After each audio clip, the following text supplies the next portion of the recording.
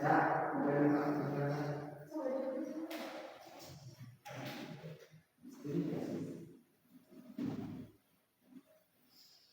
siap Bapak Ibu ya. Oke, bisa dimulai. Bismillahirrahmanirrahim. Assalamualaikum warahmatullahi wabarakatuh. Waalaikumsalam warahmatullahi wabarakatuh.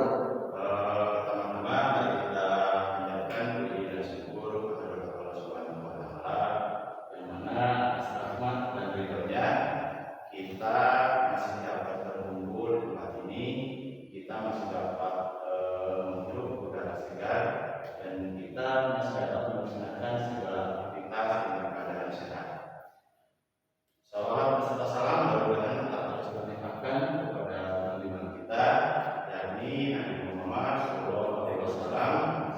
Mudah-mudahan juga tidak lupa kepada keluarganya, para sahabatnya, sampai kepada kita semua selaku umatnya, yang mudah-mudahan tetap istiqomah berada di jalannya. Amin ya rabbal alamin. Baik Bapak Ibu, pertama-tama saya ucapkan terima kasih telah bersedia mengikuti diseminasi ini. Sekali lagi saya ucapkan banyak terima kasih. Yang selanjutnya, dengan segala hormat, izinkan saya akan mengulas sedikit tentang diseminasi mengenai budaya positif. Ini tugas dari PGP atau program Guru Penggerak Angkatan 10 ya, di modul 1.4. Baik Bapak Ibu, sebelum kita masuk ke diseminasinya, saya punya explaining dulu buat Bapak Ibu supaya tidak jenuh.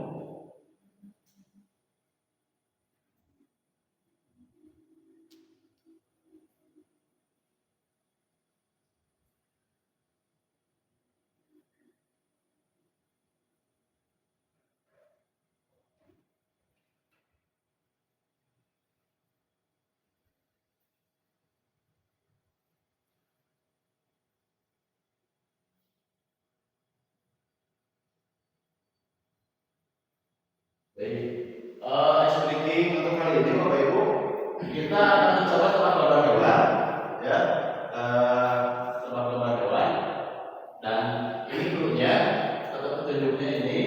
Nah, yang pertama, lihat secara teliti dan hati-hati, kemudian tebak gambar hewan yang ditayangkan apabila sudah yakin dengan jawabannya, ya. Yang kedua, waktu Bapak Ibu itu hanya 10 detik untuk melihat mengenai gambar nanti yang akan ditayangkan. Yang kedua, yang selanjutnya, ketepatan gambar itu yang nomor 4 tergantung pada kepala hewan yang ada di gambar, ya. Jadi ketepatan gambar itu tergantung dari kepala hewan. Baik. Nah, ini Bapak Ibu, silakan waktunya 10 detik ya. 10 detik. Kira-kira gambar apa ini? Ini 10 detik ya Bapak Ibu.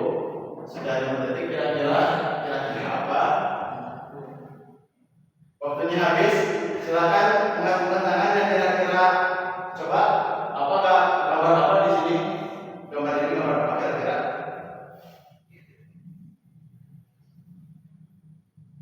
Ayo coba kira-kira apa gambarnya apa? Silakan. Gambar kata, ada yang lain? Ada yang lain? Ini gambar apa?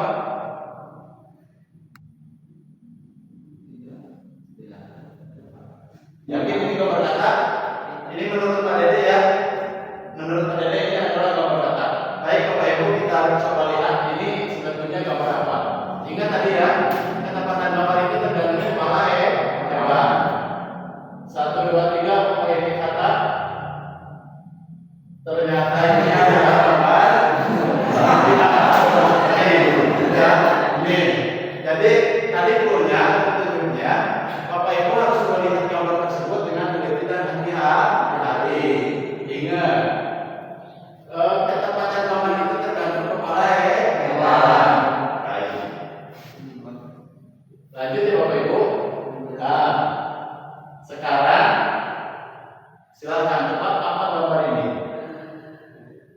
gambar apa ini? Itu ada ranting kayu atau tangkap kopi atau apa gitu ya? Kira-kira apa itu, gambar apa? Tadi Pak Dede sudah ya. Silakan Pak Yuda, Ikim, boleh siapa saja. Pak Sudar, silakan. 10 detik ya. Kira-kira gambar apa ini? Boleh siapa saja. Pak Sudar, tebak, coba Pak Sudar, gambar apa kira-kira dari gambar ini? Burung apa? Burung elang. Oke, dari Pak Sudar burung elang. Mungkin dari Bu Ikim atau Bu Deti, kira-kira apa? Atau sepakat ini burung elang? Sepakat burung elang ini? Baik Bapak Ibu, kita lihat ya. Satu, kita hitung sampai 1000 ya Bapak Ibu. 1, 2, 3, ini gambar apa? Oh ternyata gambar kelinci. Ya, makanya saya ingatkan sekali lagi harus teliti dan lebih hati-hati. Lanjut Bapak Ibu. Nah ini kira-kira gambar apa? Gambar apa kira-kira? Ini ada warna-warnanya, ada biru, merah, kuning, putih, hitam. Kira-kira gambar apa Bapak Ibu? Baik, menurut Bu Deti gambar kupu-kupu ya. Menurut Bu Deti gambar kupu-kupu. Ada yang lain dari mungkin Pak Isur atau Bu Iyem gambar gajah. Baik.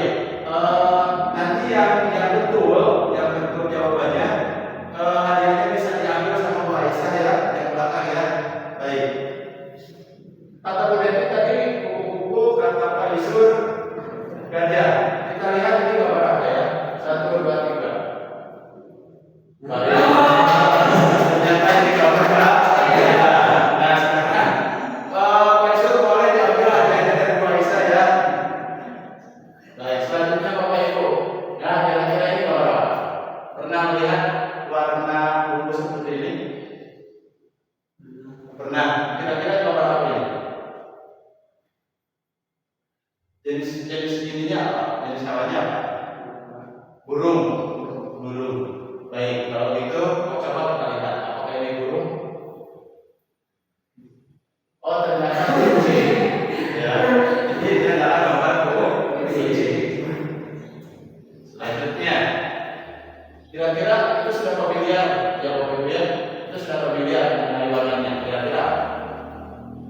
Hati-hati loh. Dari tadi gambar yang seharusnya kupu-kupu ternyata gajah. Kira-kira ini apa?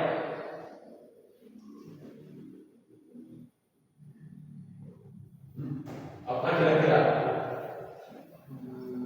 Kucing? Anjing? Oh, oke, kita lihat kira-kira ini gambarnya.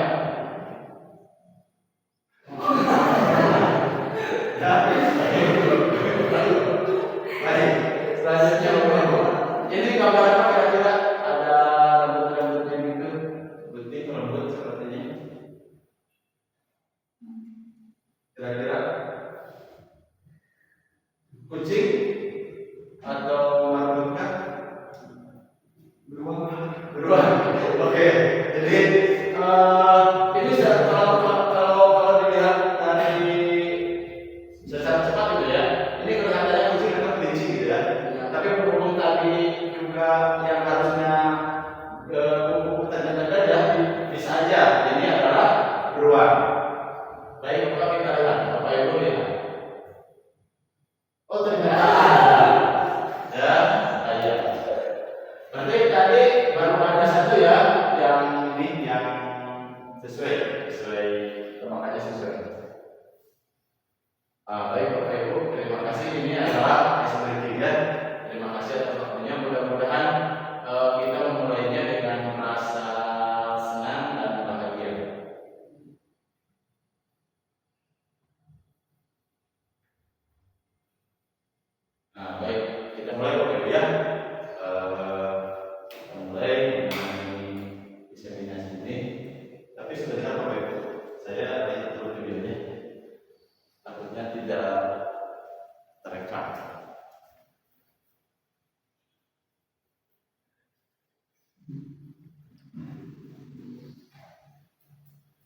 Baik, kita lanjut Bapak Ibu. Nah, sekarang dengan saya untuk mengulas sedikit mengenai budaya positif, ya, yang mana budaya positif ini adalah budaya positif yang harus kita tumbuh kembangkan sekarang. Ya, di dalamnya ada apa aja, apa itu budaya positif, baik kita ulas bersama. Nah, baik Bapak Ibu sebagai pembuka mengenai budaya positif, saya menuliskan atau bikin buat ini hasil saya pribadi ya mengenai budaya positif. Sebagai seorang guru, hendaknya memiliki pengetahuan dan kemampuan yang baik dalam menciptakan budaya positif di sekolah sehingga menjadi teladan buat dari muridnya. Ini buat dari saya mengenai budaya positif yang harus dimiliki oleh seorang guru. Nah, baik Bapak Ibu.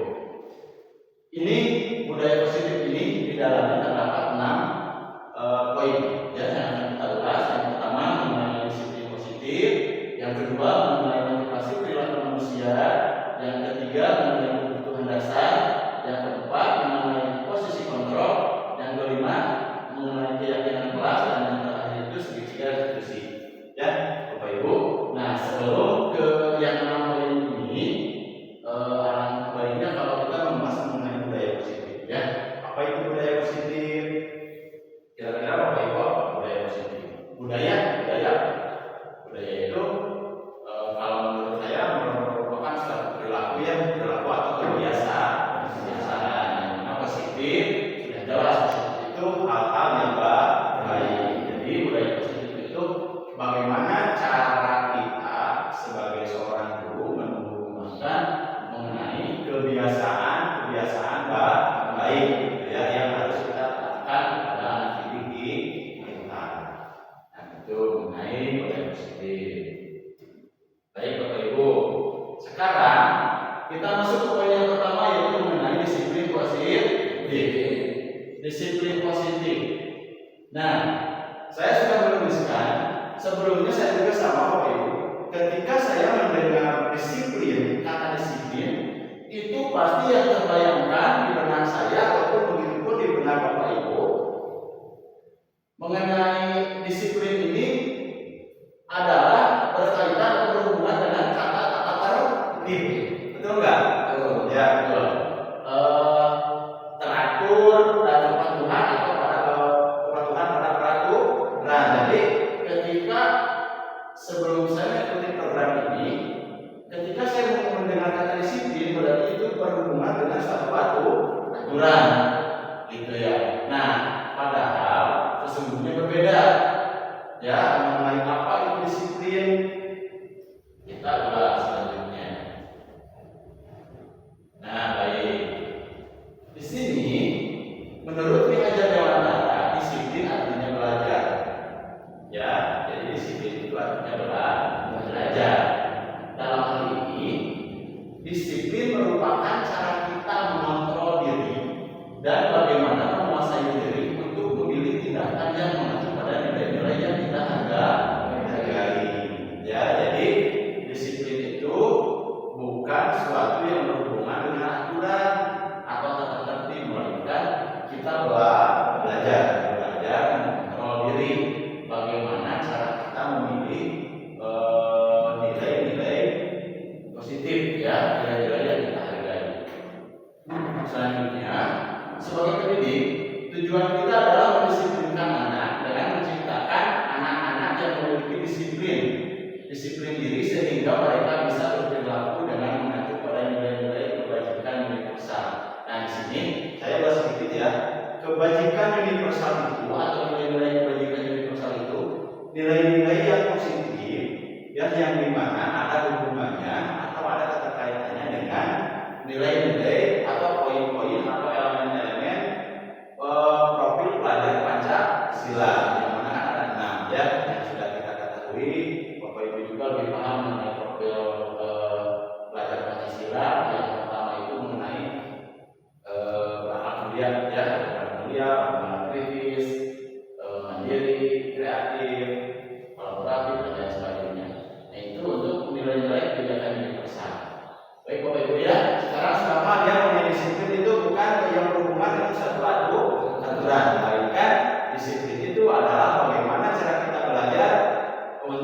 memilih nilai yang lebih baik atau nilai yang kita hargai. Itu disiplin positif ya. Kita sekarang ubah paradigma kita. Disiplin itu bukan sesuatu yang berhubungan dengan aturan. Nah, baik Bapak Ibu. Sekarang kita masuk ke poin kedua, yaitu motivasi perilaku manusia. Ya. Nah, menurut Daniel Gosen, perilaku manusia itu tergantung dua hal. Motivasinya itu tergantung dua hal. Yang pertama, karena motivasi eksternal, yang kedua, karena motivasi internal. Gitu. Nah, motivasi eksternal itu disebabkan oleh dua faktor. Yang pertama, seseorang, kita kaitkan dalam hal ini adalah murid kita. Murid kita itu akan mendapatkan motivasi apabila mereka motivasinya dari eksternal, yaitu karena untuk menghindari ketidaknyamanan atau hukuman. Nah, biasanya murid kita itu akan termotivasi apabila kita itu akan memberikan hukuman atau ketidaknyamanan kepada murid kita. Contoh seperti ini.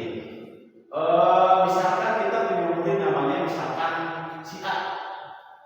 Kamu harus belajar. Kalau tidak, kamu akan saya hukum. Nah, secara otomatis murid-murid kita akan termotivasi, tapi termotivasinya karena ketidaknyamanan atau menghindari sebuah hukuman. Nah, itu karena faktor eksternal. Yang kedua, faktor eksternal yang kedua yaitu untuk mendapatkan imbalan dan penghargaan dari orang lain. Ya, sama. Ketika murid kita akan mendapatkan imbalan atau penghargaan dari orang lain, maka motivasinya itu bukan motivasi dari internal, bukan motivasi dari dalam diri, melainkan motivasi eksternal, yaitu karena ingin mendapatkan penghargaan. Nah, contoh, seorang murid itu belajar dengan sungguh-sungguh karena ingin mendapatkan ranking 1, juara 1. Nah, itu adalah salah satu motivasi bukan yang timbulnya bukan dari internal, tapi dari eksternal. Kenapa? Murid tersebut mendapatkan motivasi karena ingin mendapatkan penghargaan. Gitu ya. Nah, yang selanjutnya, yang motivasi internal itu adalah motivasi untuk menjadi orang yang mereka inginkan. Jadi motivasi timbul dalam diri murid atau dalam diri kita, tapi tidak ada unsur apapun, tidak ada unsur karena saya takut dihukum atau saya karena ingin mendapatkan penghargaan, bukan, tapi tetap karena ingin menghargai diri sendiri dengan nilai-nilai yang mereka percaya, gitu ya. Bapak Ibu bisa santai saja, nggak usah serius ya, nggak usah serius, santai saja. Nah, selanjutnya muncul pertanyaan, bagaimana kalau misalkan motivasi itu ingin muncul dari dalam diri? Ya, pertanyaan seperti itu. Berarti di sini sudah saya tuliskan hindari hukuman dan penghargaan. Ini kalau kita kaitkan dengan sekolah kita, bagaimana caranya supaya sekolah itu terhindar dari penghargaan dan hukum? Supaya apa? Supaya murid-murid terbiasa termotivasi bukan karena hukuman dan penghargaan. Jadi benar-benar keluar dari dalam diri, motivasi diri untuk melakukan hal yang baik dan nilai-nilai yang mereka percaya. Itu ya Bapak Ibu. Selanjutnya Bapak Ibu,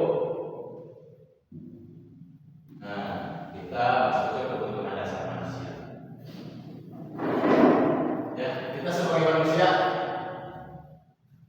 sudah terpenuhi belum kebutuhan dasar manusia? Kebutuhan dasar kita sudah terpenuhi belum? Bapak Ibu bisa baca ini kebutuhan dasar manusia itu. Yang pertama itu bertahan hidup. Ya, manusia itu yang pertama pasti membutuhkan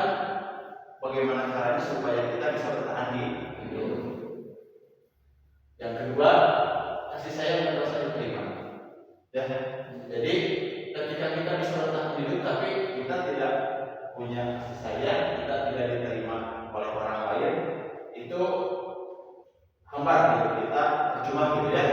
Kalau misalkan kita hidup tapi itu bukan teman, ya, karena tidak disayang, tidak diterima sama orang lain, bakal kumaha hidup kurang, ya, hidup sendiri itu juga tidak enak. Yang selanjutnya kebutuhan dasarnya itu kebebasan, ya. Jadi kita butuh kebebasan, benar nggak? Betul ya.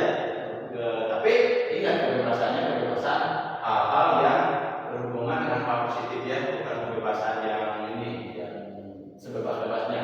Nah, kita kaitkan dengan murid kita. Murid kita pun sama, ya, murid kita pun sama. Kebutuhan dasar murid kita itu sama, ada 5 ini. Siswa butuh bertahan hidup, butuh kasih sayang. Kasih sayang dari siapa? Yang pertama dari gurunya, ya. Jadi murid itu memerlukan kasih sayang dan rasa diterima oleh gurunya. Jadi jangan salahkan murid kita apabila di kelas murid kita itu tidak nurut sama kita. Kenapa? Berarti mereka salah satu dari kebutuhan dasar ini tidak terpenuhi. Ya, misalkan kasih sayang dan diterimanya itu tidak terpenuhi. Kenapa? Karena gurunya itu misalkan hanya fokus sama 1 atau 2 orang saja, sementara yang lain itu tidak terhiraukan, gitu ya. Nah, makanya biasanya si B nakal, si C nakal, padahal kita belum mengetahui, kita belum ngobrol sama murid tersebut dari hati ke hati apa yang kamu inginkan, terus kenapa kamu melakukan hal itu, gitu kan, Bapak Ibu ya.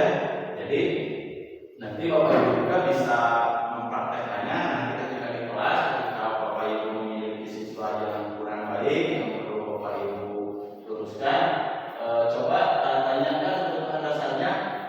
Siapa tahu kebutuhan dasar dari murid kita itu ada yang belum terpenuhi. Kasih sayang, kebebasan.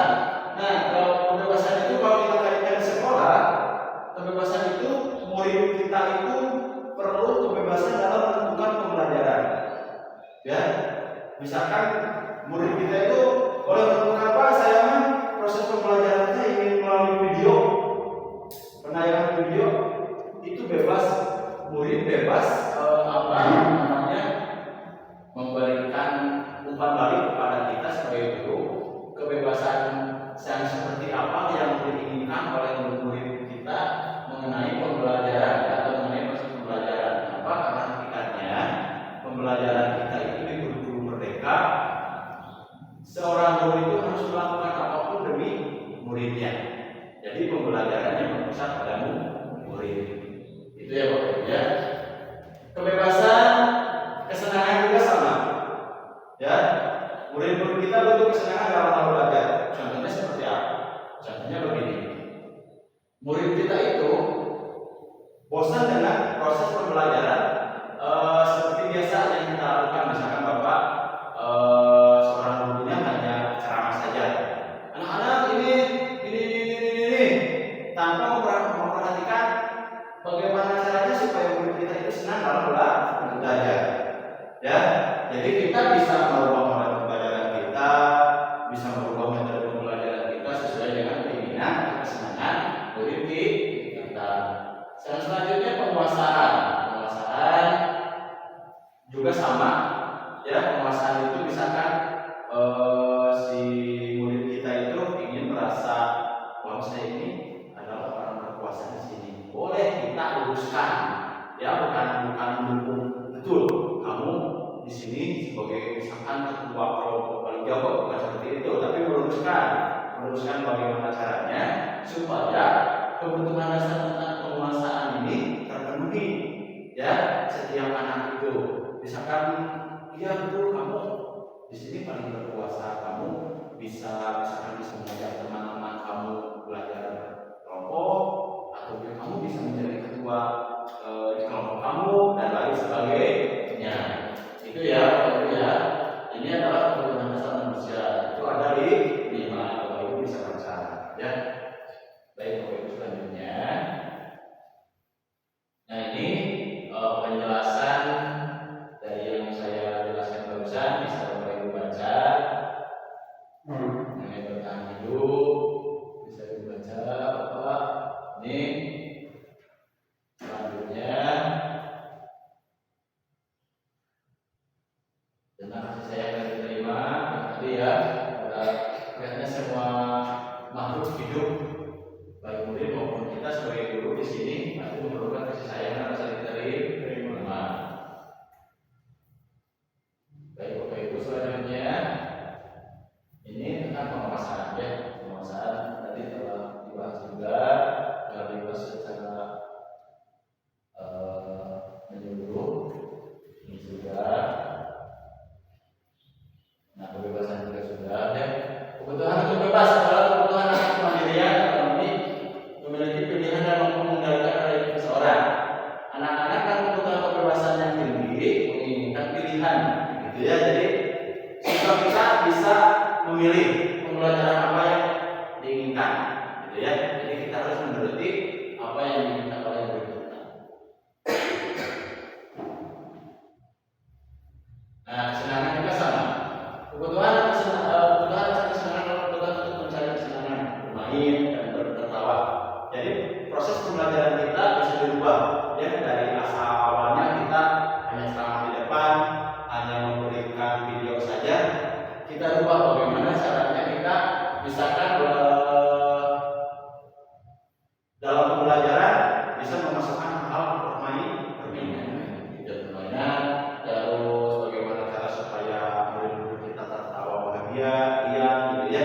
Jadi termotivasi untuk belajar bukan karena tadi bukan karena imbalan atau penghargaan.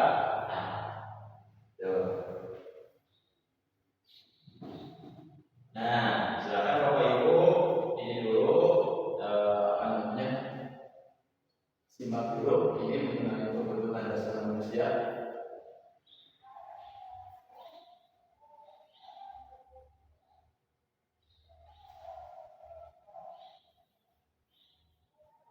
Nanti mau Bapak Ibu saya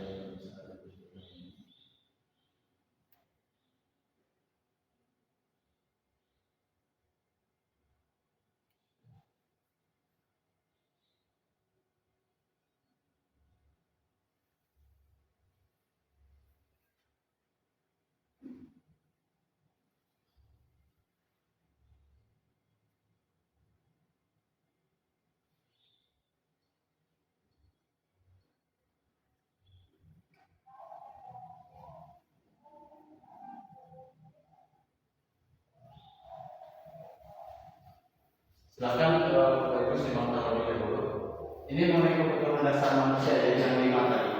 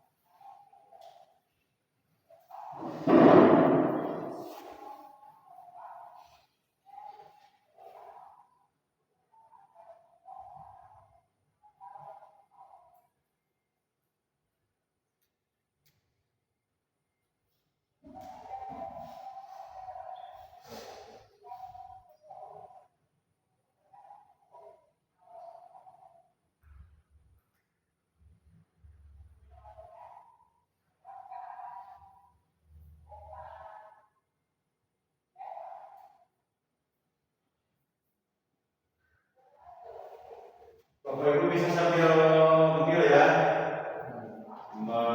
Minum juga boleh. Kalau ada ya Bapak Ibu. Kalau tidak ada, ya wayangnya.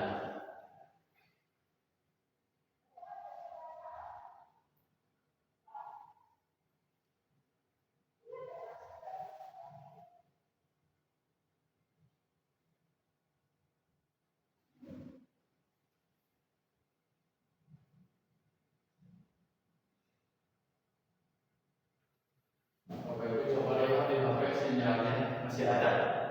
Sinyal masih ada.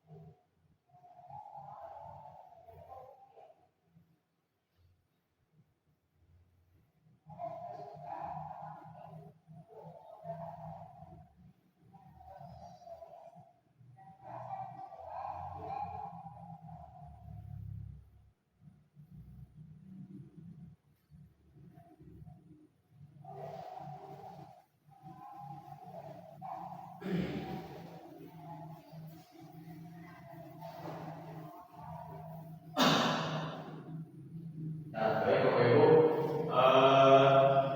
kita sudah bersama-sama menonton sebuah video mengenai apa tadi 5 dasar kebutuhan manusia ya. Setelah kita menonton video tersebut, mudah-mudahan kita semua di sini Bapak Ibu guru rekan saya nanti bisa mengetahui mengenai 5 kebutuhan dasar dan bisa mempraktekannya nanti di kelasnya masing-masing ya Bapak Ibu. Baik Bapak Ibu, selanjutnya kita masuk ke restitusi ya, restitusi posisi kontrol seorang guru. Bagaimana cara kita selaku guru dapat mengontrol muridnya dengan baik gitu ya. Nah, saya akan ulas sedikit Bapak Ibu mengenai apa itu restitusi ya. Barangkali Bapak Ibu ada yang masih bingung apa itu restitusi. Jadi restitusi itu adalah proses pemecahan masalah ya, proses pemecahan masalah yang dilakukan oleh seorang guru. Jadi maksudnya gini, seorang guru itu dapat membantu menyelesaikan masalah muridnya, itu masuk ke dalam restitusi. Jadi bagaimana cara kita membantu menyelesaikan masalah atau membantu mencari solusi dari masalah yang dihadapi oleh murid. Ya. Baik Bapak Ibu, restitusi posisi kontrol seorang guru itu ada 5. Ya, bisa Bapak Ibu baca. Yang pertama itu sebagai penghukum. Yang kedua sebagai pembuat merasa bersalah. Nah, maksud pembuat merasa bersalah di sini adalah murid. Ketika murid melakukan kesalahan, posisi kontrol seorang guru itu bisa membuat merasa bersalah. Nah, jadi murid yang melakukan kesalahan akan merasa bersalah. Yang ketiga, ini masuk di sini. Yang ketiga, posisi kontrol seorang guru itu bisa sebagai teman, bisa sebagai pemantau, dan bisa sebagai manajer. Gitu. Ini khusus kenapa saya manajer paling tengah, paling pusat, terus saya kasih underline atau garis bawah. Nah, ini karena posisi kontrol seorang guru ini wajib memiliki atau mengaplikasikan posisi kontrol seorang guru itu sebagai manajer ya. Yang seperti apa kontrol sebagai manajer itu kita bahas satu-satu. Baik Bapak Ibu. Nah, kita masuk sebagai penghukum ya. Ketika posisi guru, seorang guru berposisikan sebagai penghukum kepada siswa atau kepada murid kita yang melakukan kesalahan, maka ini kita baca sama-sama ya Bapak Ibu. Seorang penghukum biasanya menggunakan hukuman fisik maupun verbal. Ya, kalau zaman dulu, kalau zaman kita sekarang SD atau SMP, kalau kita melakukan kesalahan kan kadang kita bisa dilempar sama benda gitu kan ya Bapak Ibu ya. Tapi kalau zaman sekarang itu nggak boleh Bapak Ibu. Orang yang menjalankan posisi penghukum atau guru di sini yang menjalankan posisi penghukum senantiasa mengatakan bahwa sekolah menggunakan sistem atau alat yang dapat lebih menekan murid-muridnya dalam lagi. Maksudnya ketika guru sebagai posisi penghukum biasanya selalu menunjukkan ikuti peraturan sekolah pada murid-muridnya. Ya, itu. Nah, hasil ketika seorang guru menghukum murid kita yang melakukan kesalahan, hasilnya ini kemungkinan murid marah dan dendam. Itu ya Bapak Ibu. Kita ibaratkan ketika kita dimarahi atau dihukum sama orang tua kita atau sama guru kita, kemungkinan kita juga sama marah pasti ya, termasuk dendam juga ada. Ya, jadi ini hasilnya. Makanya sebagai penghukum ini seorang guru itu tidak diperbolehkan posisi kontrolnya sebagai penghukum. Tidak diperbolehkan sama sekali Bapak Ibu.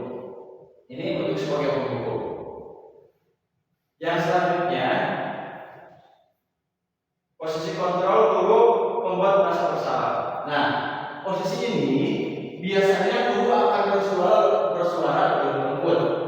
Pembuat merasa bersalah akan menggunakan keheningan yang membuat orang lain merasa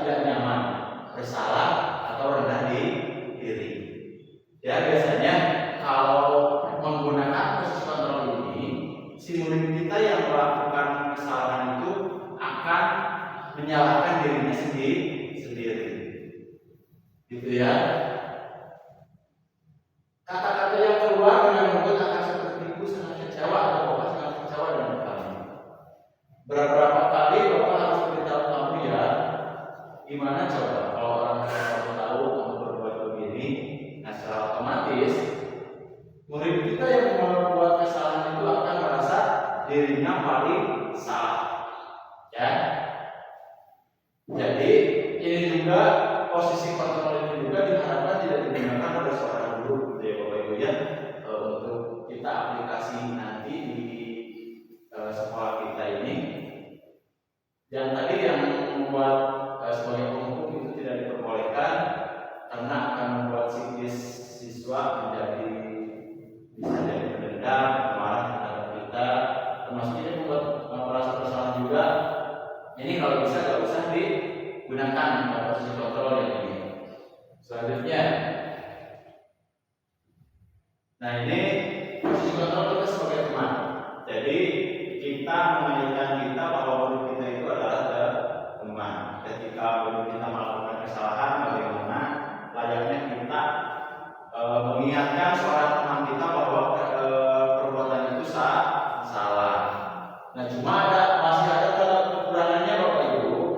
Ketika kita memposisikan kita sebagai teman kepada murid kita yang melakukan kesalahan, maka ini hasilnya murid akan merasa senang dan akrab dengan guru, dengan kita, akrab dengan murid kita teh. Ya, tapi di sisi lain murid menjadi tergantung pada guru tersebut. Ya, kalau kita misalkan memposisikan diri sebagai teman, murid kita itu yang selalu melakukan kesalahan itu akan tergantung kepada kita. Jadi contohnya seperti ini. Kalau di bahasa kita mah, biarin we, dan nanti juga Pak Dede bakal dibantu ketika berbuat salah. Atau misalkan tenang we mau berbuat salah juga, dan nanti bakal dibantu oleh Bu Deti, oleh Bu Ikim, gitu ya, oleh Bu Aisyah, oleh Pak Dadang, oleh Pak Sudar dan lain sebagainya. Itu ya kalau posisinya sebagai teman. Nah, yang selanjutnya posisi kontrol seorang guru itu sebagai pemantau. Pemantau itu bagaimana cara kita memantau anak didik kita, yang memonitoring atau mengawasi. Pemantau berarti mengawasi. Pada saat kita mengawasi, kita bertanggung jawab atas perilaku orang-orang yang kita awasi. Berarti orang-orang ini adalah murid-murid kita. Nah, posisi pemantau berdasarkan pada peraturan dan konsekuensi. Dengan menggunakan sanksi atau konsekuensi, kita dapat memisahkan hubungan pribadi kita dengan murid sebagai seorang yang menggunakan posisi pemantau. Ya, peraturannya apa? Nah, kalau posisi sebagai pemantau ini biasanya dikaitkan dengan keyakinan kelas yang telah kita sepakati dengan murid kita.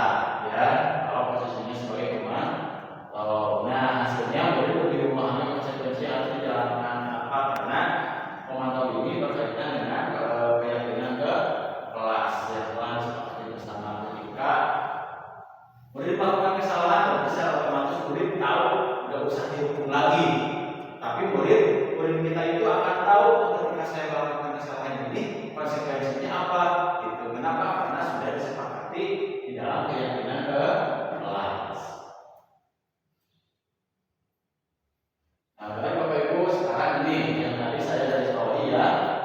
Seorang guru itu memposisikan diri kita harus sebagai seorang manajer. Dan ketika siswa kita salah, ketika siswa kita sedang hilaf atau sedang berada dalam salah, menggunakan posisi kontrol kita seorang guru sebagai manajer. Nah, manajer ini adalah posisi di mana guru berbuat sesuatu bersama dengan murid. Jadi guru di sini tadi yang dihukumkan, yang saya katakan mengenai restitusi ini ada hubungannya dengan posisi kontrol guru dengan manajer. Jadi di sini posisi manajer ini seorang guru membantu memperbaiki kesalahan murid, membantu mencari solusi kemana. Ya, ketika murid melakukan kesalahan kan manusiawi ya. melakukan kesalahan. Nah, cuma kalau murid melakukan kesalahan berarti kita bertanggung jawab dalam pemecahan masalah, bertanggung jawab dalam membantu ya Ibu, membantu memecahkan masalah supaya anak kita itu melakukan kesalahan juga tidak terbebani gitu ya dengan kesalahan-kesalahan yang telah dibuatnya. Ini bisa dibaca ya Bapak Ibu, ini sudah menemukan solusi, yang manajer itu menemukan solusi. Terus hasilnya guru akan mengembalikan tanggung jawab pada murid untuk mencari jalan keluar permasalahannya. Tentu dengan bimbingan guru. Jadi di sini guru membimbing atau membantu dalam mencarikan solusi permasalahan yang sedang terjadi. Itu ya Bapak Ibu. Jadi kita nih Bapak Ibu sebagai seorang guru, posisi kontrol yang harus diterapkan di sekolah kita adalah sebagai pemantau dan adalah sebagai manajer. Tapi lebih baik ini, paling bagus itu seorang guru itu harus memposisikan kita sebagai manajer buat murid-murid kita dengan tujuan agar kita seorang guru dapat menuntun segala program yang dimiliki oleh murid. Kita kembali lagi ke murid bahwa segala sesuatu itu hanya untuk murid, pembelajaran yang berpusat pada murid. Baik Bapak Ibu, untuk lebih jelasnya memperjelas mengenai ini ya Bapak Ibu, mengenai penjelasan yang tadi tentang posisi kontrol guru, silakan Bapak Ibu simak video ini. Di sini adalah ada penjelasan beserta contoh penerapannya ya, bagaimana cara menerapkan sebagai penghubung, bagaimana cara menerapkan sebagai teman pemantau dan sebagai manajer. Silakan Bapak Ibu simak terlebih dahulu.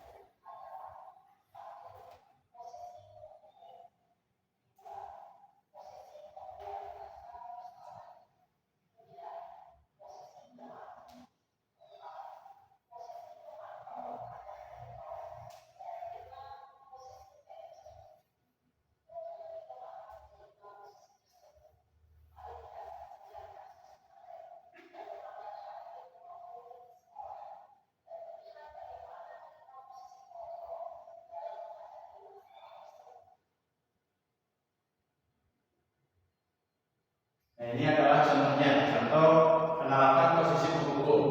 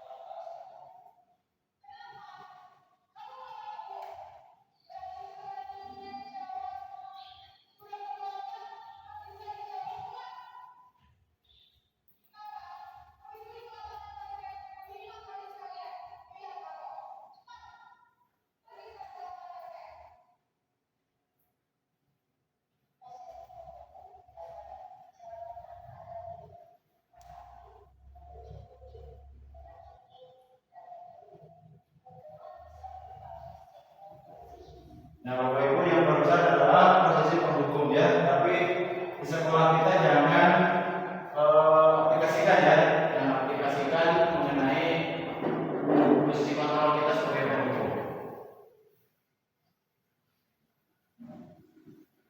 Nah, lanjut ini adalah contoh penerapan posisi pembuat pembahasan bersama.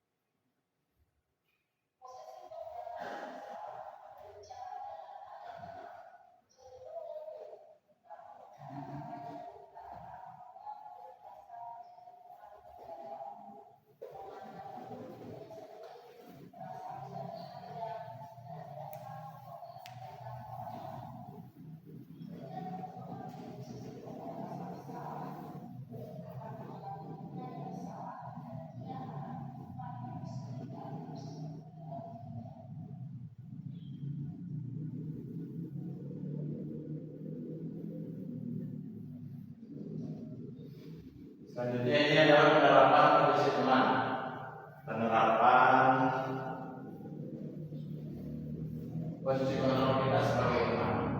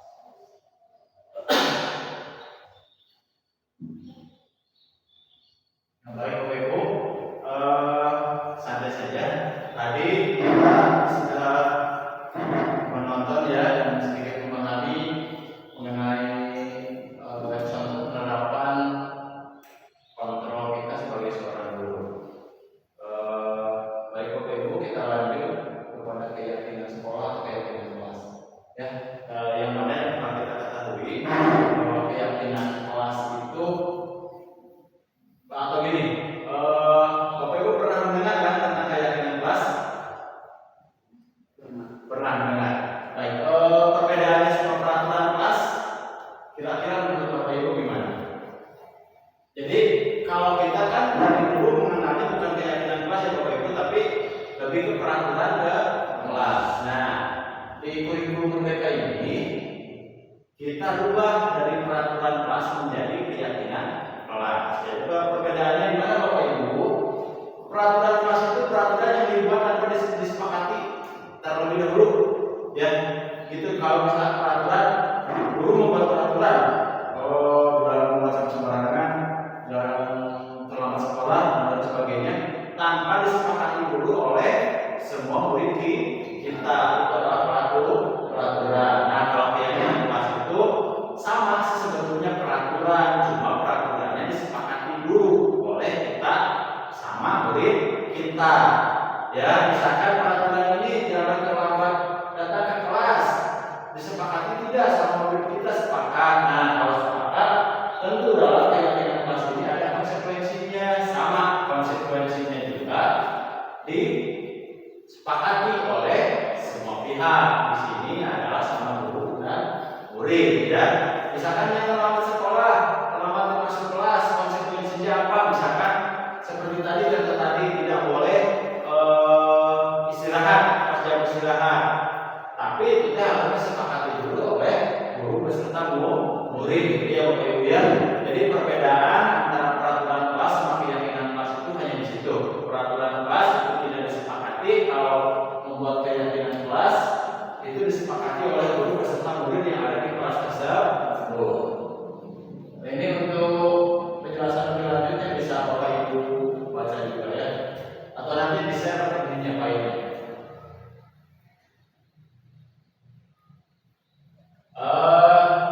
Di sini juga ini prosedur pembentukan keyakinan kelas atau pembuatan kelas bisa nanti saya share kepada Bapak Ibu ya, supaya tidak terlalu lama.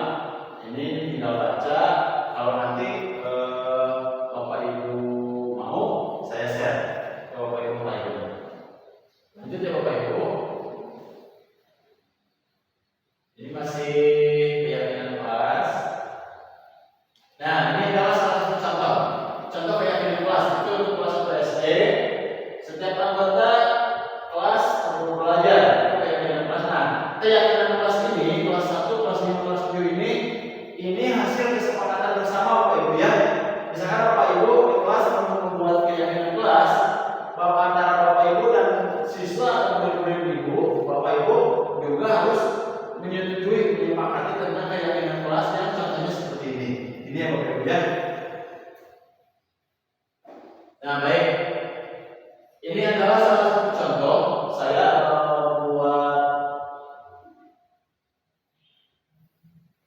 keyakinan kelas, tapi berhubung ini sinyalnya sedang tidak stabil Bapak Ibu. Nah, ini adalah contoh saya membuat keyakinan kelas. Nah, ini penggunaannya ini di video, tapi ketika proses pembuatan keyakinan kelasnya, kebetulan pada saat itu HP saya habis baterai, saya tidak terkontrol HP saya. Jadi ini hanya sebatas pembukaannya saja dalam pembuatan keyakinan kelas Bapak Ibu. Dan ini adalah ketika proses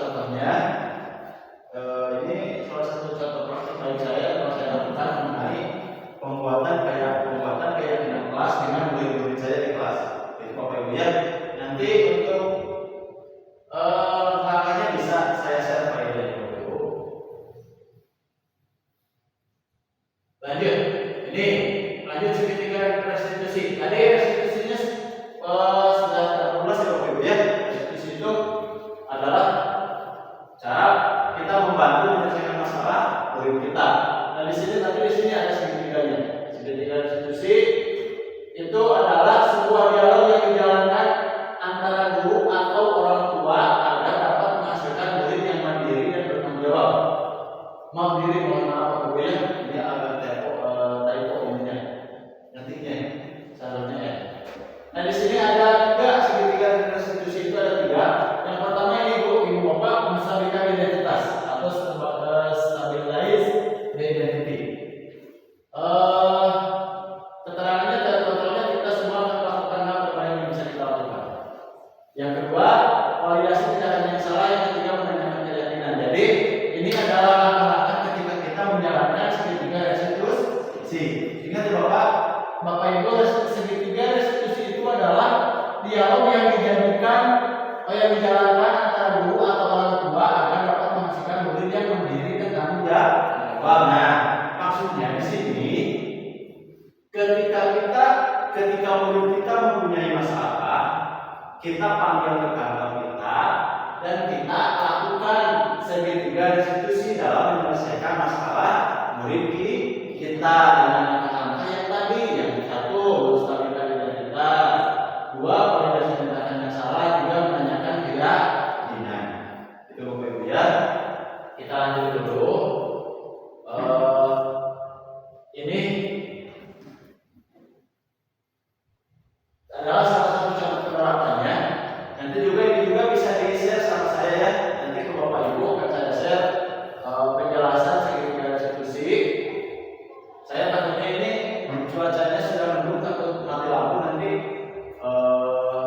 saya tidak sampai penjelasannya. Gitu ya Bapak Ibu ya. Ini untuk video ini nanti saya share ke Bapak Ibu ya. Nah, baik, ini adalah saya sudah melakukan segitiga restitusi ya, cara penanganan siswa yang terlambat sekolah. Bisa ini dulu karena ini ada beberapa menit, 4 atau 5 menit kalau tidak salah.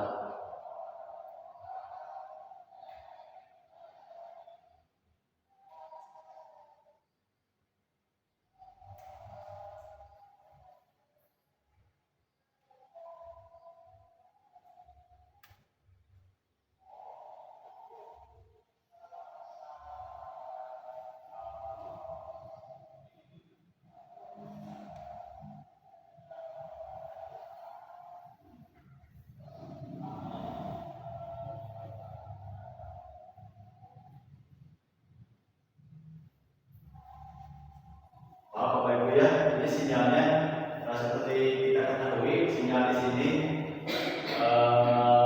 sangat-sangat lumayan jelek ya Bapak Ibu. Jadi mohon dengan sabar. Oh iya Bapak Ibu, ada ini ya, ada informasi tentang pemadaman lampu ini. Ya, jam berapa? Jam 2 ya. Berarti kita bersingkat saja Bapak Ibu ya. Bersingkat saja, takutnya nanti ketika saya sedang melakukan diseminasi ini, takutnya listriknya mati.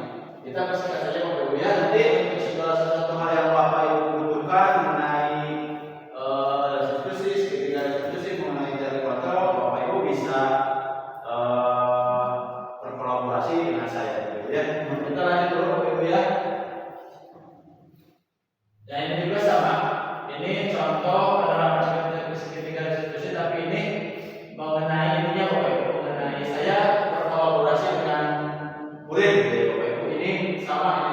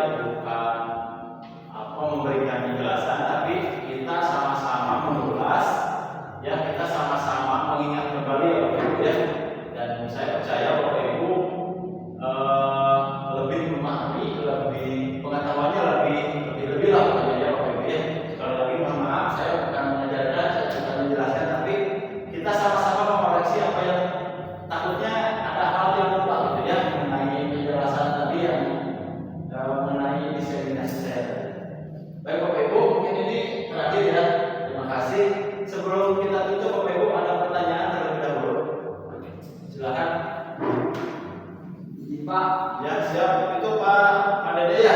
Terima kasih Pak Dede. Silakan Pak Dede. Sini saya mempunyai sedikit pengalaman. Ya. Kalau misalkan dalam menangani murid yang selalu melakukan kesalahan yang sama, bagaimana cara menyelesaikannya, Pak? Baik, ya terima kasih Pak Dede.